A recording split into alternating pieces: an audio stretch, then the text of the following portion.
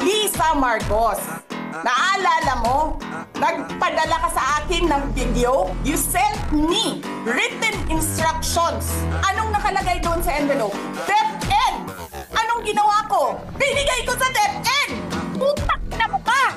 Sasabihin niyo sa mga tao, nakaw yan, confidential funds yan. Niwala nga kayong isang proof na hindi niyo nga nilabas na wala pang confidential funds, meron ng white envelope. Bongbong Marcos, presidente ka.